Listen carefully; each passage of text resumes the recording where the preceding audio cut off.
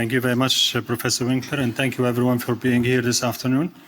So what I'd like to do is to focus on the potential role of pneumonia panels specifically in relation to multi-resistant gram-negative infections. These are my disclosures for your awareness. So what we know is about 3 decades ago, we've recognized that patients who have severe infections and have their antibiotics delayed have worse outcomes compared with those who receive appropriate antibiotics earlier.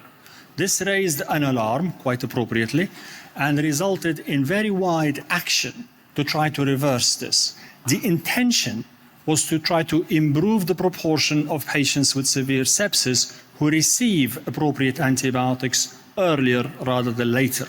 A lot of campaigning, a lot of very good and strong messaging was intended to shift us toward earlier appropriate treatment.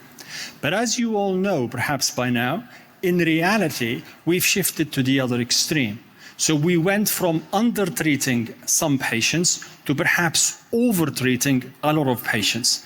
As far as gram-negative resistance is concerned, this is exactly the required recipe. A lot of antimicrobial pressure, selection pressure, further resistance, and escalating and goes on. This was recognized very early. This is an example of a paper that associated efforts to improve the proportion of patients receiving earlier appropriate treatment, so-called sepsis campaigns, with excessive antimicrobial therapy. The intention was good, but there was an alarm. And as time went by, things started to change and become almost established as standard of care.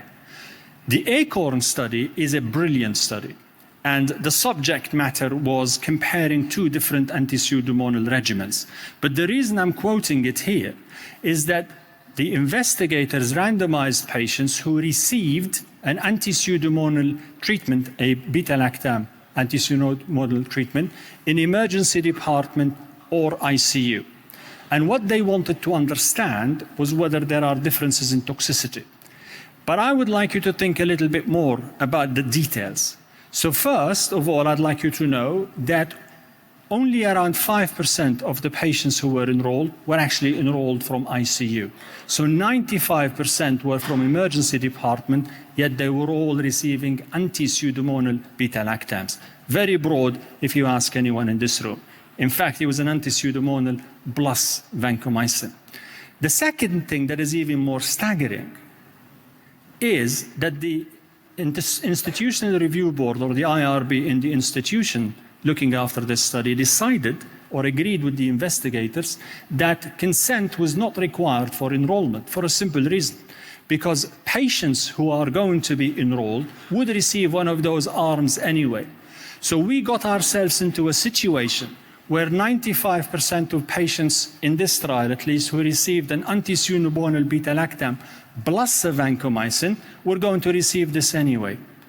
And interestingly, when you look again at the baseline characteristics going forward, 50%, exactly 54% of patients were only labeled as sepsis. So you can see that there's a lot of excessive, unnecessary treatment, and that's something that we need to think about. Societies, including the IDSA, raised a flag many years ago saying, hang on, maybe we need to think a little bit about how do we select patients, a message that was reinforced a few years later, and similar messages were produced by other entities as well. The idea is we need to bring ourselves back into that middle. The extremes are not good at all. One extreme might be associated with worse clinical outcomes directly. The other extreme, evidently now, is associated with increased risk of resistance, which eventually, obviously, is associated with poor outcomes.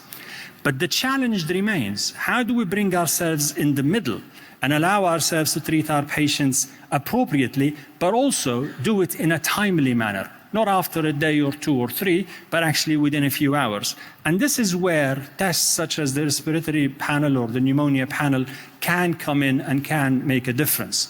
This is an example from a community-acquired pneumonia setting where patients were randomized to standard testing. That includes cultures and serology and standard testing for patients with community-acquired pneumonia, or the second arm, where all these tests in addition to the pneumonia panel. And you can see very quickly that the proportion of patients who had pathogen-directed treatments was higher where the panel was included. I only bring this up in the context of gram-negatives because in the same study it was also demonstrated that the panel allowed an identification of a larger proportion of individuals with gram-negative infections, including Pseudomonas and Enterobacterales. If we move forward and think about hospital-acquired pneumonia, where we expect to see more gram-negative infections, and then inquire as to whether these panels can help us in our attempts to try to reduce the impact and the generation of resistance in the first place. This is a single-center study from the US, patients with suspected pneumonia, again, standard testing versus standard and pneumonia panel. Below, I've squared the pathogens that you would expect to see with pneumonias gram-positives, but also a whole host of gram-negatives. So what this table shows is that in this study, the test did what it's supposed to do, which is to identify potential pathogens, including gram-negatives, the subject of our interest. The second thing that you would want to look at was what is the impact of finding those pathogens on decision-making. You can have a fabulous test, we've heard that, and you can have patients on the other end, but you need the link in the middle to connect those results with the correct interpretation to clinical decision-making that actually makes a difference in a patient. To your left, you see that I'm a physician myself, are quite happy to escalate in response to a result. So you can see consistently overall gram-positive or gram-negative pathogens, a clinician hears that there was a pathogen identified that they did not cover, quite happy to escalate. Look at the other end, those opportunities where we could claw back unnecessary treatments and again reduce pressure for gram-negative resistance generation. That works for gram-positives, mostly not detecting MRSA, allowing discontinuation, for example, of a glycopeptide. But there was a huge missed opportunity because de-escalation in response to not finding gram-negatives was not statistically significant. This was an opportunity that as time goes by, we should be not missing as frequently. This is the pneumonia subgroup, and again, it shows the same pattern. You saw this study. It's a single-center study from the UK, and what they're trying to do here is bring that test a little closer, actually much closer, very, very close to the patient. So what they did in this intensive care-based study is do the test in the ICU by ICU personnel who were trained on how to handle the samples and how to run the test. So this time from the sample to the result was minimized, which literally 1 or 2 hours.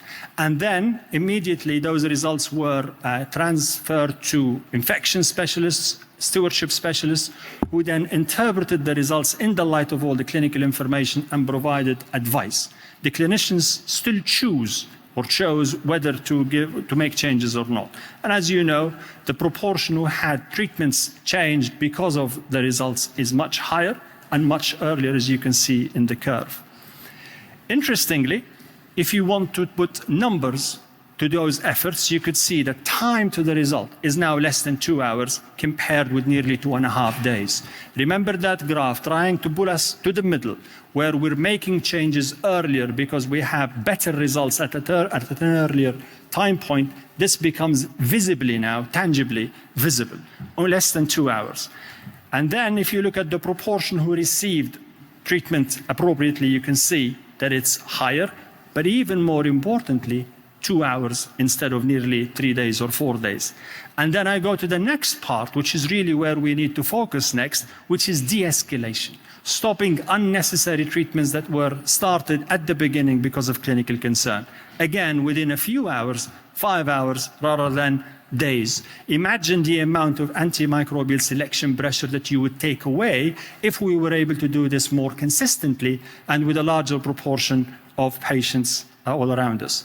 And as you can see in the breakdown, whether it was community or hospital type pneumonias, these tests performed well with gram-negatives of their 3 types, Enterobacterales and Pseudomonas. I finished with the inhaled study. And the inhaled study is truly, or was truly, a brilliant study. It was superb in its idea, in its design, and its ambition. What they tried to do in multiple centres across the UK is to randomize patients with pneumonia, hospital-acquired pneumonias included ICU. Again, the test was brought close to the patient to generate the result as early as possible. And they had more than one endpoint, and these endpoints become relevant as we progress with evidence generation. So the first thing we wanted to know was time. Yes, we know already, less than 2 hours to a meaningful, clinically meaningful microbiological result compared with many days, 3 or 4 days. But then the next question, and I love this about this study, is the calibration. Now, we're not just looking for appropriate, meaning microbiologically active. We're also, was it proportionate? Was it adequate, but not excessive? And that's what they called antimicrobial stewardship. And here you see, whether you're looking at 24 hours or at 72 hours, the proportions were higher where those tests were utilized. The proportion of patients who had the panels introduced into their clinical pathways were more likely to receive calibrated treatment, treatment that is not too much, but not too little. And the ambition continues in this study because they also wanted to take this further and ask, what about clinical outcomes?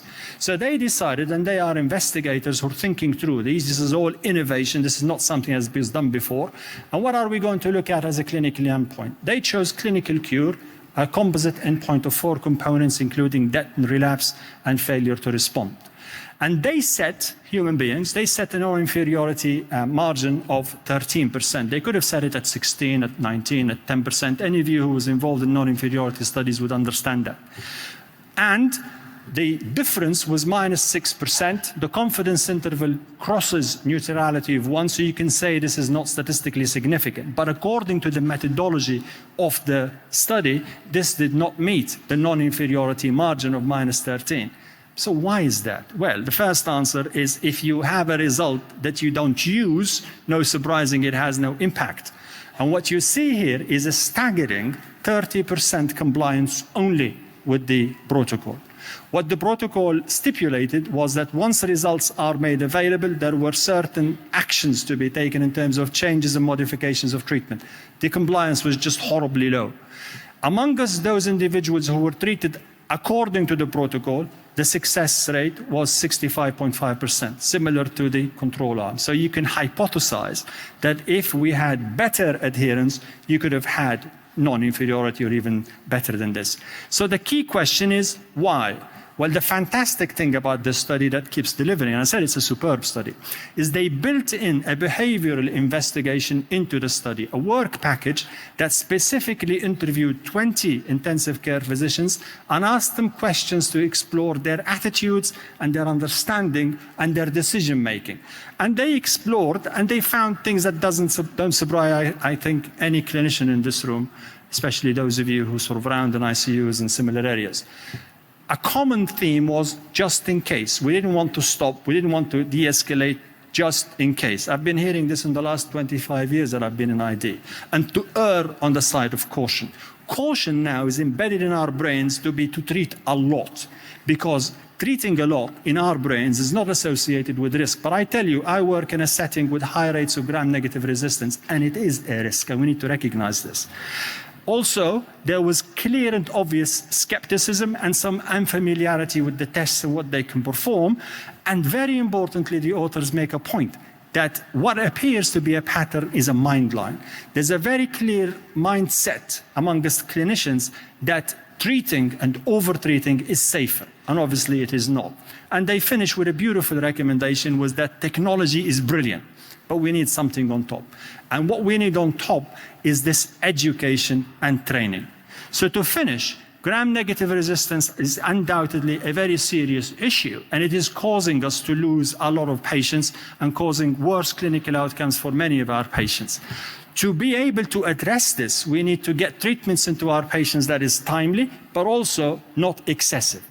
A tool such as the panel is a brilliant tool that can help us calibrate that treatment and get it into the middle.